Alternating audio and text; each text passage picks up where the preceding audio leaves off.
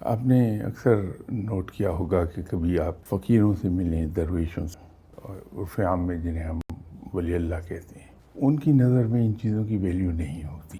جب آپ کسی ایسے آدمی سے جا کے ملتے ہیں اور اس کو آپ یہ کہتے ہیں کہ میں اللہ کی راہ پہ چلنا چاہتا ہوں، پہلی جو ایفرٹ کرے گا وہ یہ ہوگی کہ آپ کے دل سے دنیا کی محبت نکل جائے، کیونکہ ایک بار اگر آپ انسان کے دل سے دنیا کی محبت نکل جائے تو اس کے تمام راستے آسان ہو جاتے ہیں، اور برائی کے راستے پہ وہ پھر چل نہیں پاتا، اس لیے کہ کوئی طمع رہ ہی نہیں گئی اس کے دل میں۔ یہ جو اولیاء کرام ہیں یہ مشق ہی اس بات کی کرتے ہیں کہ ان کے دل سے دنیا کی محبت نکل جائے۔ سب سے پہلا کام تو یہ کرتے ہیں کہ اپنے نفس کی خواہشات جو ہیں اس کی نفی کرتے ہیں۔ دوسرا کام وہ یہ کرتے ہیں کہ جو خواہشات ہیں ان کو ختم کرتے ہیں۔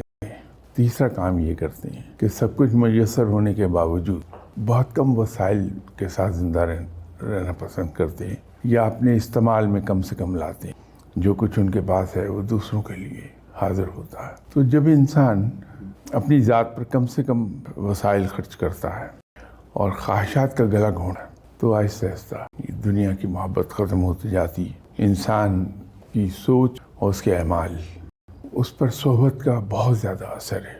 تو جب ہم اہل اللہ صحبت میں بیٹھتے ہیں کہ صحبت انسان جیسی صحبت میں بیٹھے گا رفتہ رفتہ ویسا ہوتا جائے گا۔